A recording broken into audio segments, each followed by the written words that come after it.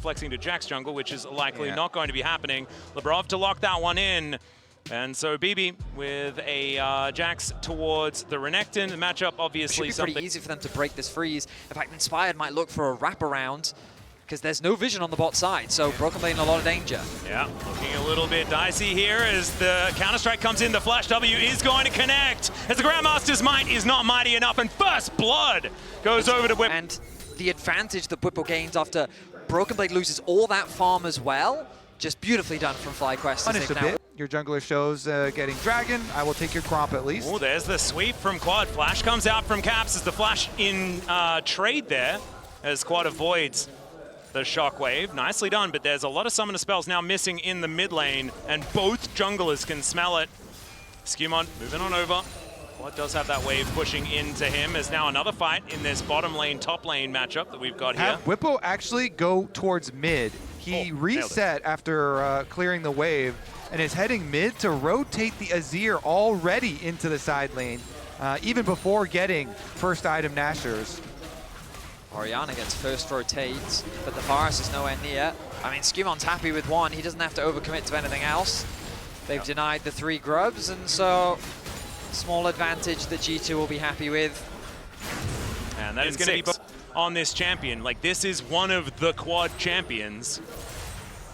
And we'll see whether they can get some value out of it. Dominus here in this mid lane as Caps is in trouble. Remember, no flash for the Orianna, but the Shockwave is back off cooldown. And he creates enough distance. Rob setting up for the dragon fight, just lighting up this jungle and the approach angles for FlyQuest.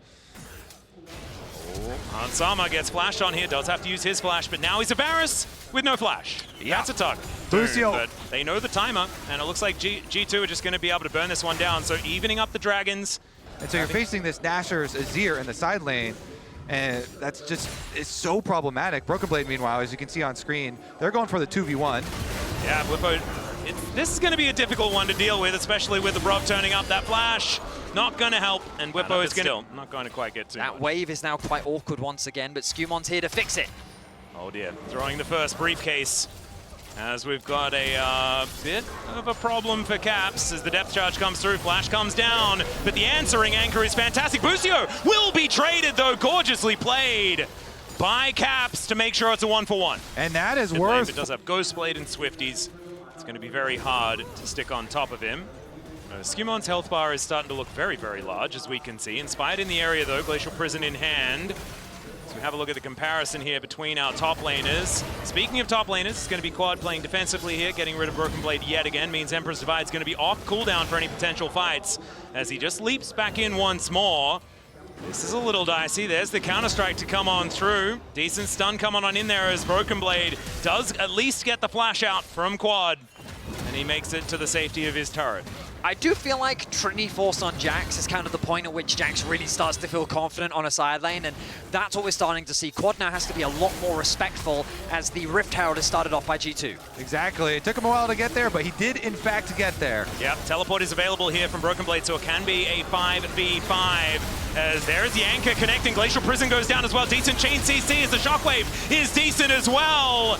It's massive damage, but it's G2 coming out on top as both the Nautilus and the Renekton on the floor, and they'll claim the objective. G2 get a massive fight around the Herald and secure the objective, taking out the front line, securing the... And Hansama just melts through that double front line there. Oh dear, Caps might be in a little bit of trouble as the curtains have been called. The last shot comes through and Masu will be able to nail it, evening out the kills.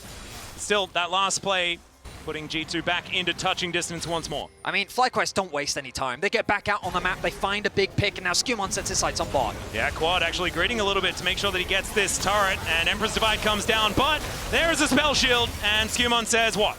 And once again, it is going to be Quad going down. Beautifully played. They did manage to get the turret, of course. He kind of knew that he was going to be in a little bit of trouble. The tower going to be secured by Whippo, and so FlyQuest will hold on to the gold lead. When we look at the bottom of our screen, all of the gold lead really is sitting on Whippo. And so far, in that last fight, he got shut down so quickly. Hansama's continuing to ramp up in terms of itemization. Another tower secure. Okay, will go down as the minions do deal with it. Hansama holding Inspired in place as he procs that Blighted Quiver. Starting to do a fair bit of work here as 1.5 items are completed for the Varus as the Dragon was started, but not actually committed to just yet. Exactly, Shockwave pulls Whippo back. Does have the dominance to get that extra health, but Caps, he will be able to push away this Renekton, and now without all of that power and money in this fight, it could be difficult here for FlyQuest as G2 still going to be pressured away, and it will be the Dragon going down. Whippo going to be stopped as well. That back not going to come through. We'll see whether they can get a dent onto this turret, and with the Rift Herald, they will be able to. Yeah, G2, they have to respect FlyQuest. Oh no, another one, and this time the Magna Storm comes in. Whippo has to flash, gets himself out of there. Shelly gets a headache, and will be able to take this one down. Skewmon stands in front of the hook, and Busio has to cleanse, gets himself out of the way. Oh, the Emperor's Divide moves Skewmon away from him, still able to get the kill, but now the curtains have been called. First bullet, second bullet, third going to miss, the fourth one lands, but it's eaten by Lebrov, and he's going to be just fine. G2 limp away. A crazy back and forth as Masu... But G2 with control of the area. Not enough time because we're starting off the Arakan. G2 is just forcing this one. Yeah, FlyQuest do have vision. They know what's going on, but it is burning down so incredibly quickly. Mundo is very, very good at doing a lot of extra damage to these as Busio not going to quite hit the anchor. As can they get to steal the answers? No. Whippo taking a fair bit of damage. The Broken Blade is now so dangerous, but Whippo still able to get that work done with this dominance, but it's in fact the redemption that helps out. And down goes Quad as well, and it looks like FlyQuest not quite making this one happen as G2 just move forward. Mundo is indeed doing exactly what he pleases as that cleanse, that ain't gonna help you, buddy, as Skewmon does have a lot of paperwork to do and he's in the way. G2 play flawlessly. Broken Blade finally gets revenge on the side lane. The mid tower is gonna fall and this game is getting out of control as G2 grow the gold lead. G2 just take over at the Otacon, grabbing it and all of this gold. What a massive, massive swing. This is pretty amazing. We have to remember as well, this game. Decisively, before Inspired had a chance to join, he was walking all the way from base, but let's get back to live. Yeah, we got another battle here as Broken Blade will find another counter-strike. It only hits onto one, but it's so difficult to kill this. Jax, he just dives on top of Masu. I think he's gone too far though. Does get the redemption, and what the heck is this? Jax still gets shut down. And that was looking frightening, and he was very alone. Broken Blade showcase. But this time around, G2, they pulled the trigger so quickly that the front lines wasn't set for FlyQuest. Now going for a little exchange as well. Yeah, looking for a little bit of an angle, but no full commitment onto any of these fights.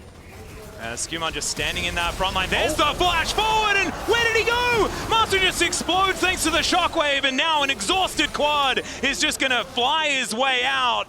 But now without their Jhin, this should mean that G2 can get themselves this Dragon that has just cropped up to even the scoreline there, even able to deny some backs. The combo is clean and G2 are playing with confidence. It feels like this game is slipping. From Hans right at the beginning too. Everything hitting at once. Masu down, and G2 are primed to make it into quarterfinals, and they're doing it with Skewmon on his Mundo. Well, the rest of the team here going at Busio again.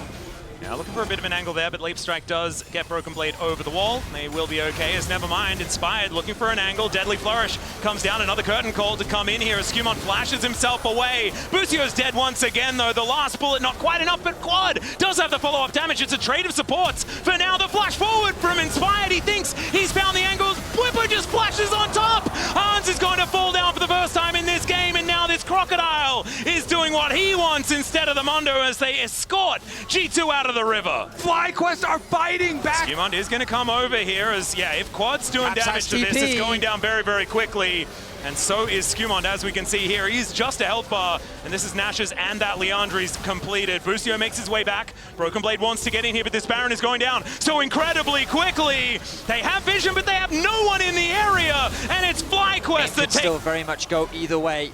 The Baron has bought a lot of time for FlyQuest. The hook. Yeah, hook to come on through there as Busio starts off the fight. Glacial Prison is good as well to hold down this front line. The last bullet this time is not going to land as we have fights on multiple fronts. The counter-strike to interrupt the teleporters. Lebrov will be able to get himself to relative safety. Now it's G2 trying to turn this one around because Whippo is so much of what allows FlyQuest to win these fights, and he was denied.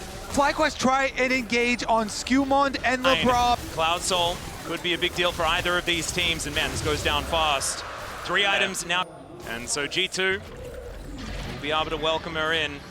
And they might be able to start this one up. We'll just have to see. As Bwipo in position on this blast cone, they do get an engage onto Inspired. And Broken Blade with that flank angle is spotted. Thankfully there for FlyQuest fans. Bwipo, though, he's sitting on a control ward. They haven't seen him come through. They're trying to ward for the flank, but they don't know where he is. Hans has to be extremely careful because Bwipo could be the game changer as Broken Blade. Looking for both top laners with their flanks. Could be the thing that defines the game. Yeah, which flank is going to work out?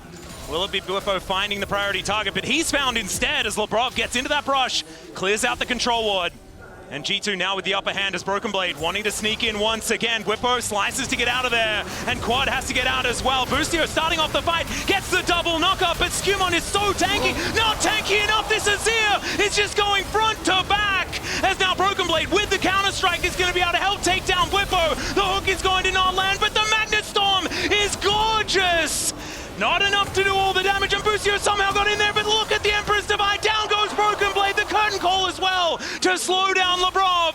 G2 still with some players alive, but these health bars are so low, and FlyQuest come out on top. And Skewmon goes down without activating his... And FlyQuest get another go with the Rebel Baron power play. That is absolutely insane. It's re-engaged from Labrov, but it's not enough damage. The carries are safe. And FlyQuest turns it into a one fight. Oh, the timing of that Emperor's Divide was just gorgeous from Quad. We're right into another team fight as now Bwipo having to use that Q to try and get his health bar back, but Hans Summer's just going to shut him down. The Deadly Flourish as well is trying to work out, but Broken Blade stays alive. The Emperor's Divide is gigantic, and BB will go down. The Azir is taken as well, and G2 straight out of the replay, straight putting FlyQuest into the death chamber. Caps goes on a rampage. He finds such a huge shockwave with the help of Labrov. G2 may well have done it. There's only Inspired left to try and defend the base, but after 3 long years, I think Europe is back at the quarterfinals. It was looking like it was going to happen again. It was going to look like North America could deny them one more time, but it's the top 8 in the eyes of G2 as they look to take down these Nexus turrets. The